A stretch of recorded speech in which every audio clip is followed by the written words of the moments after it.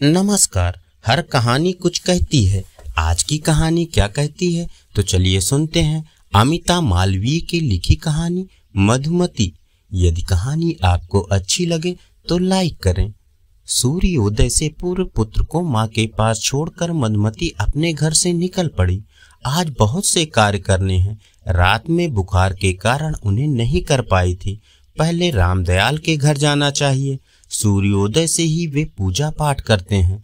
उनका छोटा पुत्र सुबह सुबह ही विद्यालय जाता है। काम में बाधा नहीं होनी चाहिए, ये विचार करती हुई बुखार में पीड़ित होते हुए भी वह उस घर के लिए रवाना हुई।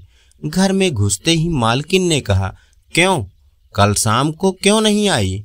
ऐसे काम नहीं चलेगा। मेरे घर में समय पर ही काम करना पड़ेगा। मधुमती हाँ कहकर काम में लग गई। भोजन स्थल को स्वच्छ किया, बर्तन साफ किए। बर्तन जमाते समय सहसा ज्वर से कांपते हुए हाथों से एक छोटा बर्तन गिर पड़ा। पहले से ही क्रुद्ध मालिक रामदयाल उस बर्तन के गिरने की आवाज सुनने के साथ ही वहां आकर क्रोध से बोले, मधु मेरे घर से निकल जाओ, जल्दी निकलो। अपना अपराध मानते हुए मधुमती ने कुछ कहना चाहा। मधुमती के फड़कते अधर देखकर रामदयाल दोबारा बोला, जवाब देना चाहती हो? अभी तुम्हें निकालता हूँ। यही प्रवृत्ति तुम्हारी इस जीविका का नाश करेगी। इस प्रवृत्ति से तुम अपने पति को खा गई। ये कहते हुए वे मधुमती पर प्रहार कर ही रहे थे कि पत्नी ने उन्हें रोक दिया। वाणी के बाढ़ से आहत और जर व्यथा के दुगना हो जाने से सुबह सुबह ही ये क्या हो गया, आगे क्या होगा, सोचती हुई मधुमती अपने घर लौट आई। अपनी शैया पर लेटकर विचार करने लगी। अतीत का पुराना जीवन व्रत चित्र की तरह उसके समक्ष नाचने लगा। वह सोचने लगी, जिस दिन मेरा जन्म हुआ उसी दिन मेरे पिता दुर्घटना में घायल हुए तथा 10वें दिन मर गए। मैं अपने माता पिता की अकेली ही संतान हूँ। मेरा पालन पोषण माँ के संरक्षण में हुआ। माता के दुख के कारण मुझे बाल्यावस्था से ही कभी हंसने खेलने का सुख नसीब नहीं हुआ। केवल माता के साथ घर घर जाकर सेवा करने का ही एक काम था। पल पल में दुत्कार मिलती थी। नित्य ही यह सुनती रहती थी कि जन्मते ही मेरे पिता मर गए। सच ही है, मैं पिता को मारने वाली हूँ, फिर भी क्यों जी रही हूँ? यूँ तो मैंने स्नातक परीक्षा पास की है, परंतु उससे क्या? शिक्षा किसी के लिए सुखकारी होती है, मेरे लिए तो निर्बलता मात्र ही है। जात के लोगों की प्रेरणा से माँ ने मुझे पढ़ने विद्यालय भेजा। भगवान की कृपा से शिक्षक सदैव मेरे प्रति परम उदार और दयालु रहे। उनके आशीर्वाद से मैंने माध्यमिक परीक्षा प्रथम श्रेणी में उत्तीर्ण कर ली। पर उससे क्या? शिक्षा काल मेरे जीवन के उपवन में मधुमास की तरह आया। उसके प्रभाव से मेरी देह लता माधवी लता की तरह विकसित तथा पुष्पित हुई। विकसित होता हुआ पुष्प भंवरों के आकर्षण का कारण होता ही है। माध्यमिक परीक्षा भी पास की। विश्वविद्यालयी शिक्षा पाने के लिए उत्साह बढ़ा। एक बार मेरे प्रार्थना करने पर मेरी माँ ने मुझे न जाने क्या क्या कहा।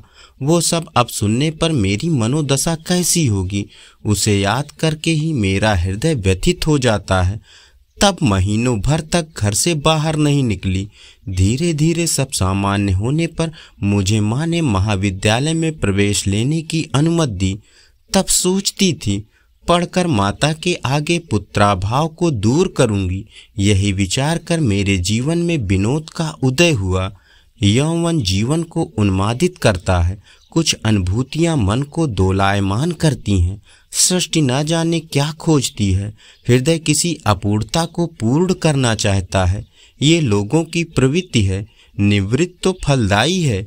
इसी बीच साक्षात सुंदर विनोद ने मेरे जीवन में प्रवेश किया।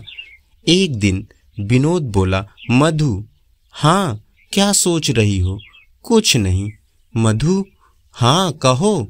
मधु मेरा जीवन तुम्हारे बिना अधूरा है। मैं तुम्हारा पाड़ ग्रहण करूँगा। मधु बोली, मेरी माँ कहती है कि धन नहीं, हम दहेज कहाँ से देंगे? मधु ऐसा मत सोचो। प्रेम पर आधारित संबंधों में दहेज या लेन देन की क्या आवश्यकता है? इस बारे में मेरी माँ ही निर्णय करेगी। मधु बोली। भाग्य से हमारे माता पिता की अनुमति से विवाह निश्चित हो गया।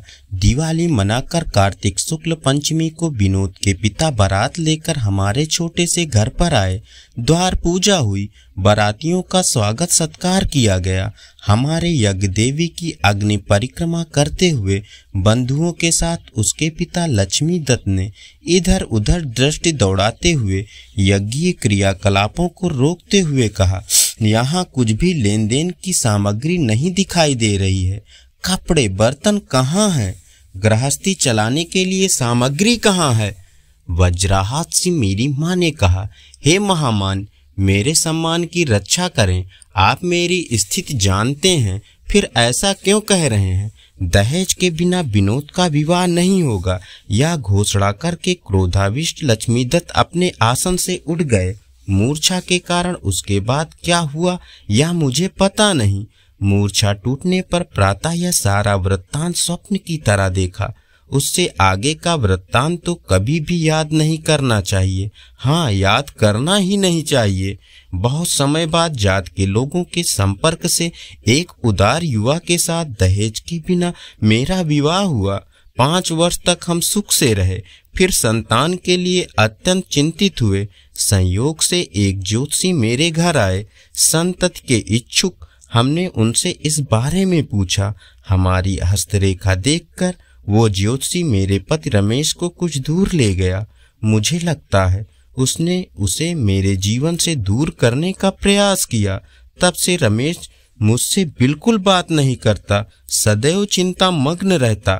मेरा समीप भी उसने छोड़ दिया। दैवज्ञ के प्रभाव से हुए इस व्यवहार को सहन नहीं कर सकने के कारण एक दिन मैंने पूछा, स्वामी, मेरा क्या अपराध है? मैंने क्या कर दिया जो आप मुझसे रुष्ट हैं? वो बिना कहे ही कुछ दूर चले गए। तभी मैंने किसी के मुंह से क्रोध का कारण सुना कि दैवज्ञ ने मेरे जीवन में संतान के अभाव की घोषणा कर दी है, इसलिए लोग रमेश को दूसरा विवाह करने के लिए प्रेरित कर रहे हैं। हाय, स्त्री जीवन ही कष्टदायी है, किंतु रमेश धन्य है। चिंता होते हुए भी वह दूसरा विवाह नहीं करना चाहता था। कुछ समय बाद उसके एक चिकित्सक मित्र ने उसकी सारी चिंता का कारण जाना। उसकी प्रेरणा और सहायता से मेरी सारी चिकित्सा हुई। खर्चीली होने पर भी रमेश ने मेरी सारी चिकित्सा कराई। ईश्वर की कृपा से हमारी इच्छा पूरी हुई तथा हमारा जीवन सुखपूर्वक बीतने लगा। भावी सुख की प्रतीक्षा में 5 मास व्यतीत हुए। मेरी सहायता तथा संरक्षण के लिए मेरी माँ भी आदर पूर्वक बुलाई गई, परंतु हाय, विधि का विधान अनुल्लंघनीय है। एक दिन रात्रि को नित्य नियमानुसार मैं उनकी प्रतीक्षा कर रही थी। अचानक मैंने लोगों का झुंड अपने घर की ओर आता देखा। ये क्या? चिंता से ग्रस्त होकर मैं माँ को बुलाने भीतर गई। उनके साथ वापस आई तो वे सब मेरे प्राणनाथ की लाश लेकर गाड़ी से आए। उस स्थिति को देखकर जोर से चीखकर मैं मूर्छित होकर वहीं भूमि पर गिर पड़ी। कुछ ही क्षणों में हमारे घर में हाहाकार मच गया। क्रूर भयंकर काल समीप आकर भी मेरे पर कृपालु हो गया। यही मेरे दुर्भाग्य का कारण है। भगवान, कष्टदायी से कष्टदायी सारी स्थिति मैंने सहन की। पुत्र में पति का रूप देखती हूँ। अभी तक जीवन धारण किए हुए हूँ। तब से राम की तरह दयावान राम दयालु मेरे आश्रय दाता हो गए। साक्षात सरस्वती की तरह उनकी पत्नी सरस्वती मेरी प्रबोधिका परिपालिका हो गई। पर आज वे भी रूठ गए। अब मैं कैसे जीवन धारण करूंगी? हे दीनबंधु, अब आप ही शरण दो, तुम्हारी ही शरण में हूँ। इस प्रकार आंखें बंद करके वह चुपचाप मन में ही विलाप करती हुई रो रही थी। तभी उसका बेटा जाग गया। उसकी माँ ने उसे पुकारा। किसी तरह साहस करके वह रोते हुए बालक को गोद में लेने के लिए शैया से उठी। उसने इसी बीच द्वार पर गृहस्वामिनी सरस्वती और माता के शब्द सुने। मधुमती बालक को गोद में उठा रही थी। तभी मधु को स्पर्श करके सरस्वती बोली, अरे मधु, तुम्हें तो बुखार आ रहा है, इस स्थिति में तुम काम करने क्यों आई थी? धन्य हो मधुमती, तुम धन्य हो। इसी बीच राम दयालु समीप आकर बोले, पुत्री मुझे क्षमा करो, क्षमा करो पुत्री, मुझे क्षमा करो। मैं बहुत दुखी हूँ, मैंने तुम्हें बहुत कुछ कष्ट दिया। पूरी रात हम सो नहीं सके। अर्ध रात्र में ही हमें सूचना मिली कि व्यापार में हमें बहुत नुकसान हुआ है। अब मैं टूटन अनुभव कर ली है। क्षमा करो पुत्री मधु, मुझे क्षमा करो। अधिक क्या कहूँ, आज से तुम हमारे ही परिवार का अभिन्न अंग हो। तुम्हारा बेटा हमारा बेटा है, ये मेरे बेटों जैसा हकदार है, ये दत्तक पुत्र है। यह सब देखते हुए मधुमती वृद्ध माता रामदयालु के परिवार पर शुभाशीषों की बरसात करते हुए बोली, तुम जैसे दयालु जन कल्याण के लिए और वैभवशाली बने। तुम्हारे प्रयास से दीन दुखियों की दीनता जाती रहती है, जो सदैव मीठी वाणी वितरित करते रहते हैं। ऐसे तुम पर सदैव भगवान शिव कल्याणकारी हो। धन्यवाद। अभी आप सुन रहे थे कहानी मधुमती।